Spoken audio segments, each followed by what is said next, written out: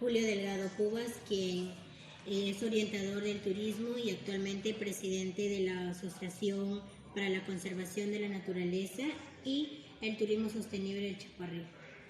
Ahora vamos a poder realizar las preguntas. Y la primera pregunta es, ¿cómo se identifica usted con las leyendas de nuestro distrito de Chimboyapa? Yo me identifico plenamente con las dos leyendas de Mulato y de Chaparrí, por cuanto de que las dos son el patrimonio de nuestro distrito.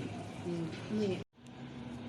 Bueno, la segunda pregunta es, ¿desde qué edad sabía o tenía conocimiento sobre las leyendas del Chaparrí y el Cerro Mulato? En el año 1972 yo vine a conocer la leyenda de Mulato y Chaparrí. En ese tiempo yo tenía 22 años. La tercera pregunta es, ¿cómo define a los mitos y leyendas? Yo lo defino como un patrimonio de Chimboyapa, ya que durante su fundación hasta la actualidad es patrimonio. ¿No? La cuarta pregunta ¿es importante en esta leyenda conocer con exactitud el tiempo y el lugar en el que suceden los hechos? ¿Por qué? Claro, sí es importante conocer porque eso viene desde la fundación de nuestro pueblo de Chimboyapa, en la cual es muy conocido por todas las generaciones que han poblado y se ha difundido a nivel nacional, ¿no? La quinta pregunta, ¿cómo se transmite, es decir, cómo han llegado hasta nosotros estas leyendas?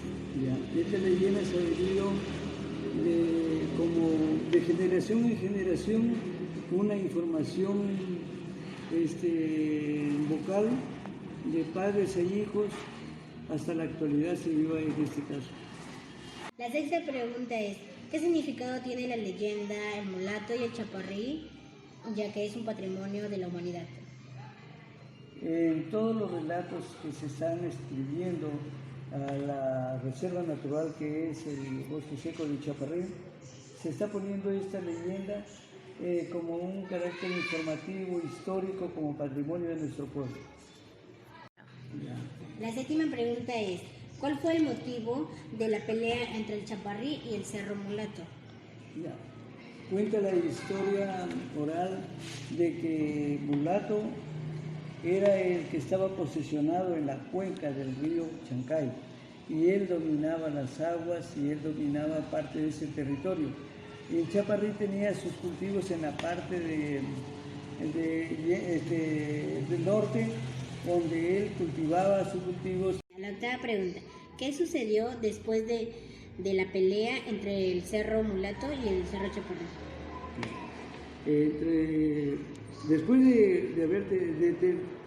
Después que se veía que habían tenido la pelea, y siempre lo veían, los curanderos veían esa pelea como un reflejo, hasta la actualidad la ven la pelea, pero el Ápulo dejó a los dos cerros que continuaran viviendo en Chimboyapa. Porque ahí no hubo nada de nada, porque hasta ahora se siguen peleando ellos, varios lo siguen viendo. Ya. La novena pregunta dice, ¿me podría narrar los hechos que cuentan nuestros antepasados acerca de esta leyenda ancestral, la cual identifica a Chimboyapa? Como les había manifestado, de que es una narración oral, de que viene de generación en generación, y fue tan conocida por Chimboyapa y también por los caminantes, los viajeros que venían de Cajamarca a la costa. Entonces todos al pasar siempre miraban a Chaparrí y siempre ellos mencionaban, porque los cerros visibles era Chaparrí y era el Mulato, y decían, ahí está el Mulato, ahí espantan, decían antes. Entonces como lo decían de que el Cerro Mulato se convertía en un toro y salía sobre todo en épocas de la luna, en épocas de determinadas fechas, salía y se veía que peleaba con Chaparrí, que eran dos toros que peleaban en una forma de como dragones con candela. El Mulato era un toro entre negro y chocolate, el color mulato precisamente, y el chaparrí era un toro de color verde.